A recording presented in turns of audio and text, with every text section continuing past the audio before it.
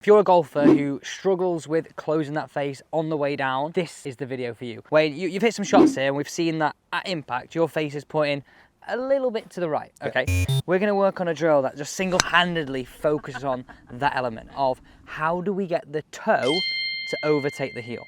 Now I want you to visualize what we're gonna do first. So if we just look at this in terms of that tee peg, at the minute, as your club is coming into the ball, it's like this. Why your distance isn't as good as it should be. Why your ball travels a little higher and a little more glancing. We're gonna take that scenario there. It's gonna feel like this, but we hope in reality, it's actually somewhere like this. It's gonna bring it square. Yeah. Now, we're looking at just one thing single-handedly here, really dialing in on how do we get that toe, so if we said this here, the toe and the heel, to start overtaking. It's all to do with my grip. Look at my grip there. Yep. Bit of a split grip. Now, the reality is when your hands are split, it's easier to get our face releasing. Now, for somebody that's always worked into the ball a little this way, it's gonna feel like now it can almost happen automatically.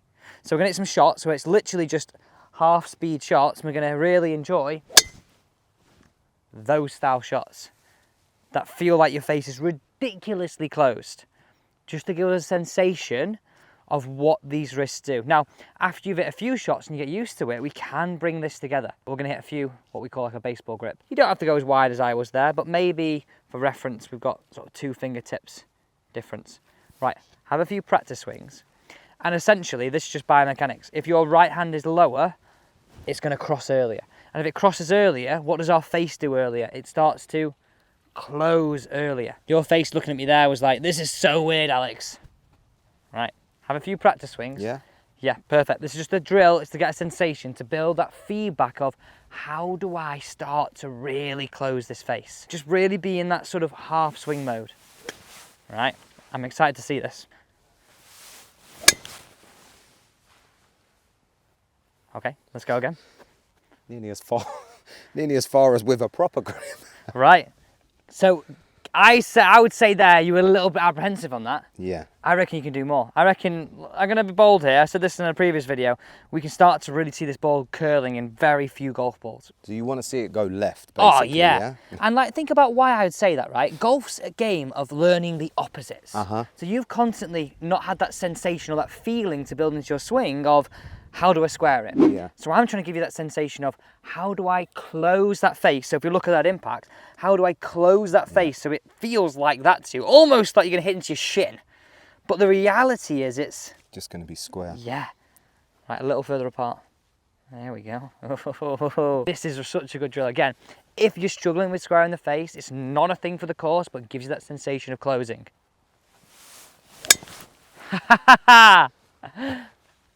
How good is that? I might play like that from now on.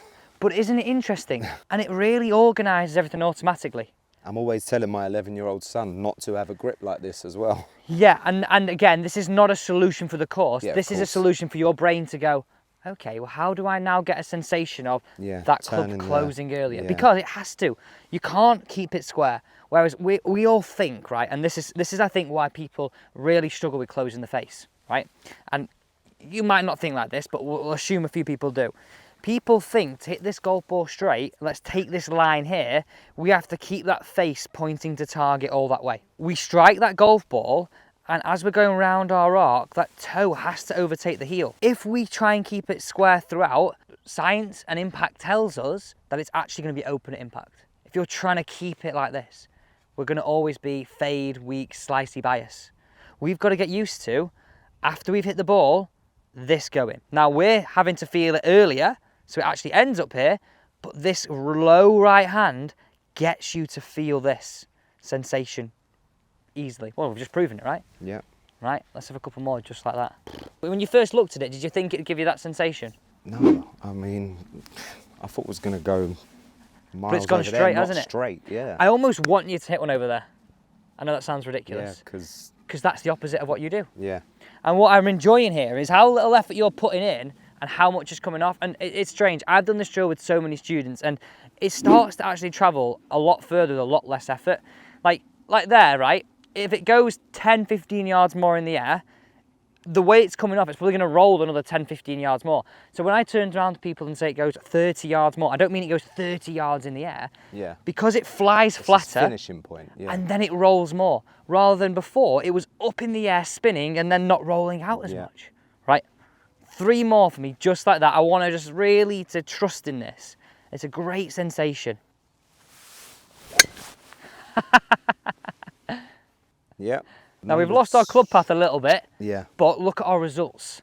Because what? What's the common denominator that's better here? Yeah, but I feel easily I could probably keep the club path nice, and then releasing it better is going to give me an even better strike. Exactly. Yeah. But if we're looking at improving one element of this, the bottom left number, where's our face not putting too much now? It's Yeah, putting nice. 1.6 right. Yeah, yeah. Before it was 8, 9, 10. We've got the understanding now of closing it, which we didn't have. Now you look at that and go, okay, well, this should give everybody an incentive that if you control your club face better, outcome's better. So club face is king, or queen, matter of fact. I think because my danger shot is mad left, Yeah. I think my brain is trying not to let the club face do that, Should if we- that makes sense. Oh, 100%. Yeah. That totally makes sense. That's what this is the hardest thing in golf, because everybody is basing their improvement off what they're used to fear, right? And what I mean by that is, if I'm telling you to close it, but you used to fear it going left, it's hard You're to going do. to try and keep it open, yeah. Yeah, exactly. But we've got to almost get So it I'm going like left. wrestling with it to keep it open. The analogy that I liked before when you said it's like wrestling with an untamely dog. You're Yeah, like, come on. Right, come on. 2 more for me. Really dial this in. Right hand low is impeccably good for your swing to get release. Beautiful. That was probably still a scrappy path though. Still a scrappy path, but where are we now hitting the ball? Yeah. Straight. Scrappy Yeah, path, but yeah, much better face. yeah. Right, one more. And this just is proving 2 things here. Yes, our club path's fallen out of kilter, but our club face is so much more dialed in now, so that's why we're hitting it longer, we're hitting it straighter. Well done. Now what curl did that just have? Yeah, off to the left. Without very little effort. Again, only just open. Yeah. Our path a little left, but that's so much better. So if we use that drill, I would say it's a staple drill that we've got to use in order to feel that sensation of closing that face. And once you get used to that, then it goes, okay, I can bring it a bit closer. Hit another 5, bring it a bit closer. Hit another 5, bring it a bit closer. And then after about 10 or 15, maybe 20, go back to your normal Go back to grip. your normal grip, And if you yeah. lose it again, you go back and you repeat the same process. Like, we're not expected to be able to change it straight away, but what is so important here is we get that sensation of the face so much better. Thanks for watching.